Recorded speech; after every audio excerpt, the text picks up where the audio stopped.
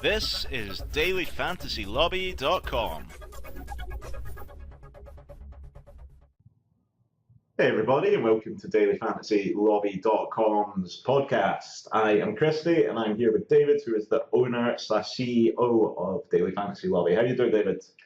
I'm great, Christy, thanks, yeah.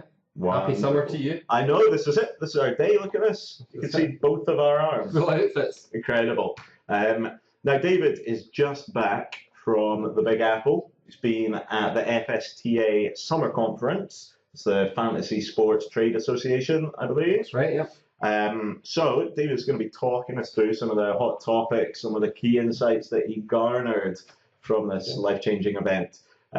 First of all, David, right, give me some overall impressions of the state of the industry. I take it everyone there was like unanimously smug about how things are going. Well, yeah, so, just to frame, the conference a little bit, it's been running a number of years. It started off as the traditional year-long fantasy sector, and then I think 2009 probably saw the emergence of, probably the FanJo guys turning up, and I think they got involved in an elevator pitch session, which I was hearing all about. It's hilarious, the idea of FanJo pitching. That they were doing it, and I think I was speaking to one of the guys from FanJo the other day, and he said, the first year they turned up, politely patted in the head, well done guys, that's a really nice concept, good luck with it. But really it was just like a kind of meeting with maybe 30 or 40 people, friends from the industry, all very polite, nice guys, and then, to get to the stage where it is now, it must have been 500 attendees, and I must say the conference was very well run by the committee. There was a mix of the traditional guys who were very friendly, very welcoming, and the young squad of daily fantasy and ancillary product people, such as ourselves, that were there. So yeah. Great. So the industry seems to be buzzing right now. Yeah, I mean it was buzzing. I don't think there's but I don't think there's an arrogance in that buzz.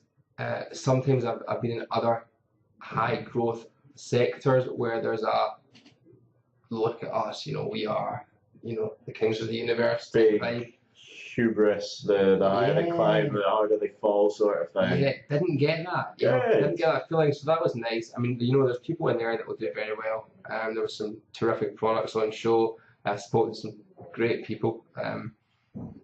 Atmosphere, it wasn't overly competitive, which, you are kind of, I guess, all kind of competing in that ecosystem a little bit, are you? But it was a sharing mentality. Yeah, I like that, and it was very supportive. I must say, if anyone's got a product or a thought about getting involved in the daily fantasy sector, and the next conference is in Vegas, the winter conference, in the Bellagio. I think it's like, I sound like I'm selling tickets here. Yeah. It's like the 20th of January. It's at the Bellagio. Don't forget to sign up for Sign up through our links on the site, which we don't have. So, it was good. It was encouraging. Yeah, I liked it. Good. Glad to hear it. Because as an outsider looking in, I can't help but feel that this is the most important summer in DFS history. With the DraftKings are having a massive run at FanJo right now, just inking deals left, right, and centre. We got Amaya coming in, we got Yahoo coming in. What did you get that impression? Well, I think definitely. But I kind of get the impression that last summer was the most important summer in the history of daily fantasy, and the summer before that was the most important summer. This is the 2 months before football season. It's massive. There were, the week of the conference, the DraftKings ESPN deal was kind of like cancelled and then spun around to be, revealed as a great deal. That came out, and Beckett Media, they came out and announced they went live just recently with their daily fantasy game. So there were quite a few sort of subplots and sub-stories within the sector. Not to mention there was some sort of covered, they do this elevator pitch, which is, they had I think about 18 or 20 companies each having 3 minutes to tell the room of 500 about their product, and if you spoke for too long, your mic was muted, which happened to the first couple of guys that went on, and it's so, I can't stress enough. We did it, I stood up and told them about the super lobby. Recovered It's a challenging environment. Yeah, just about recovered. A lot of sweat was poured out in that. You get the lights in your face, but that was good. That was good. And then they had a Shark Tank after that, where the sort of the top 3 vote getters were put through their paces by 4 venture capital guys, and the venture capital guys were asked at the end of each of the pitches, still in front of the audience. still in front of the audience. Ouch. You have sort of 5 to 8 minutes to tell the VCs more about your business, and then the VCs were asked at the end by the chairman if they wish to take discussions further. And I really felt for the guys that were doing those pitches, because the VCs really weren't that accommodating. Yeah. The problem is when you have an audience, everyone wants to have a personality rather than just. I know. You know, so just they weren't. You're not going to just entertain an audience and invest a couple of million. Yeah, exactly. If you don't really fancy it, you don't really fancy it. That doesn't mean they weren't great products. It just means the guys didn't fancy it for whatever reason. So what products did impress you?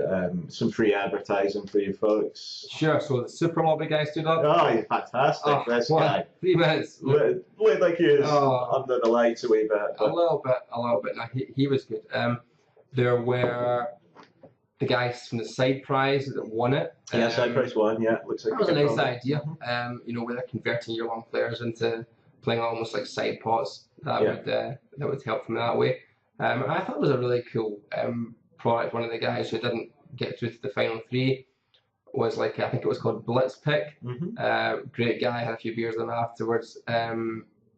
Based out of Vegas, and it was just a real quick way on your mobile to pick a lineup. Okay. So you're in the bar and the game's starting in 5 minutes. Instead of trawling through it, you can just blitz pick it. I think that fulfills a need. Anything that is streamlining the selection process, the research process, can only be good. One would assume. I think so. Certainly for the recreational players, and that became so. The points that people were talking about, they talked about time and time again. Everyone brought up time as the big problem. Right. Time it takes to build a lineup. And is that maybe me piggybacking that? It's a chicken and egg thing. Is time a real issue, or is time, because everyone's figured that everyone's sort of proposing that time is an issue, they're solving this problem, so they're proposing it as a problem? I think it is a problem. Okay. I think it is a problem. I agree with you, but yeah. Yeah. I think it really is. It takes a long enough time to build one lineup. People are having multiple lineups, and that's just one sport, one contest. I think time's a major issue. And I guess at Super Lobby, we're sort of trying to fulfill a similar need, but from a different angle. We're trying to cut down the time that you spend in research. Instead of, my sort of chat was, instead of because what's happening at the Super Lobby, which we might go into at the end of this interview. I don't know if Chris has got one of those questions in him, but we're looking at the product as well, and we're saying, how can we make it just a bit easier for people that play fantasy to win more often. So you need a less scattershot approach, one would imagine, as the industry becomes more mature, as people get more familiar with the process. They want a refined method rather than just I want to enter this game, I want to pick. Exactly. Ideally it would all become through one app or one product, and the whole thing was just an end-to-end process. But we can dream of that stuff. The industry's got such a long way to go that there's going to be a lot of options still put to the user in a lot of different ways, and eventually the users will vote with their feet, and the best options will survive. Tell me about the feedback to your pitch, or your presentation, I should say. Yeah, really pleased with it. And this is all industry boards. This isn't the general public. Yeah, this is all the industry. Yeah. So people love the concept of aggregation. Yeah. It's the Expedia of the daily fantasy market. Was something that we heard more than once. Love what you guys are doing. Make it easy.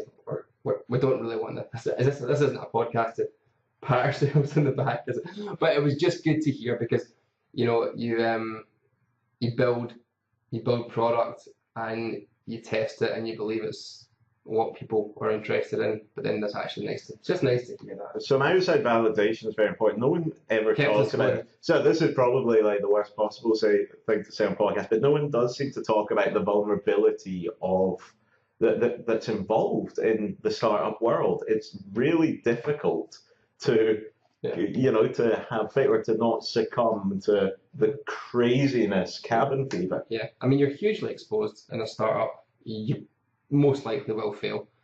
And you have to deal with that emotionally. It's quite difficult. Well, I was actually really good at the elevator pitch that all the guys pitching were sitting in the same corner of the room, and the support you could feel as each man or woman walked to the We're guy. all in this together. We are all in it together. There's that certain thing where, well done just for being here. Well done just for getting onto that stage. And, okay, your product might not be loved by everyone, but that's okay, and you can deal with that. But getting to this point has been an achievement. So I think the US though is a great culture for that. There's a real feeling of support in that room. Like, they get that. People get there's a group of people that have taken some risk, that have tried it. That really. It's an endlessly fascinating topic for me. The idea of successful failure. I guess the only when companies tank, and the only way it truly is a failure, I guess, is if you don't learn anything for the process. If you just go crazy. Yeah, blind abandon. Exactly. And from that point of view as well, it's really interesting to meet some people who've obviously been very successful in the sector so far, in the daily fantasy sector so far. Some of the big forum sites. Just like supportive. A kind word for you, keep it going. Like what you're doing. Yeah. Next time you see someone who's trying pretty hard, just give them a little bit of encouragement. I always say to my friends at gigs, always applaud the band. Even if they suck, applaud the band, because it takes guts to get up there and to do that. Exactly. You're not doing it. They're doing it. Yeah, exactly. Okay, so sorry about that tangent. So one thing that I'm really interested in is the fact that Daily Fantasy Lobby isn't like an operator, and it's not really a super affiliate. It's sort of somewhere, it's got its own niche where I, for one, could see that that's a direction. Just obviously being familiar with the poker world, we seem to be following a similar path, where these additional supplementary, complementary products come into play. Were you getting that feeling at the industry? Were there other projects along, that you could see the parallels with our own? Yeah, there were. There were some products that were looking to provide greater depth of intelligence to decision making. There were products that would let you track your bankroll across multiple sites. It's called a calculator. It's a calculator, yeah, like a bankroll manager. Yeah, a spreadsheet. Yeah. But nicely presented, and usable. Anything that can cut down on clicks. Anything that can do that, yep. And just give people some time to reflect on what can sometimes be a crazy few hours when you're selecting and building your lineups. Yeah. So we're not ploughing alone for. No, we're not alone. There is an appetite out there. There's certainly an appetite out there for people building these things. Yeah. Well, is there an appetite? And that's the big gamble, isn't it? For users, I think there is. There's almost that. I'm gonna totally butcher, the Steve Jobs theory here, but everyone says, you build what the customers want, but he sort of said, you know what, the customers don't really know what they want until we build it, then we tell them why they want it. That's true. And there is sort of, I can see a bit of, I can see why once these products are made, people are going to go, oh, yeah. Okay, yeah, no, that's really beneficial. Yeah. All right, okay, so spent ages blabbing, and this is David's sort of show. This is your moment, Christy. I'm just a guy sweating in a really hot room, trying to remember what happened, and I was a bit drunk for 2 days in New York. Appreciate the warmth while you've got it. Right, anyone that you want to give a shout out to, anyone that you sort of met, you clicked with, you bonded with? Oh, I met so many great people. Special shout outs. Oh, I don't know. It was just great. It was great to meet, Chris from Mondigo. Yeah. Someone I've been speaking to for a long time. Hadn't had a chance to meet. Great to meet Dustin. Dustin Gawker. From Legal Sports Report. God, you know what we met? We honestly, I could name 50, 100 people. We met. I don't think there was anyone I met that I didn't think, you know what, you're a really great guy. It was so sort of positive about the whole experience when we came back. So let's just give a shout out to the whole industry. Brilliant. And final question: best meal had in New York? Hot. I know it's your specialist subject. Well, I had some terrible pizza, but the best meal was the post-hangover 2nd Avenue Deli hot brisket sandwich, open God. sandwich. Oh my word! With so much gravy, and fries, like hand-cut fries, and a tray of pickles for starters, and it was just amazing. Cold bottle of Brooklyn to wash it down. Cold bottle of Brooklyn. Oh, it's glorious. All right, David, thanks so much. Thanks everybody for watching. Don't forget to swing by the site, dailyfantasylobby.com. Catch us on Twitter @SuperLobby. Anything that you'd like to add?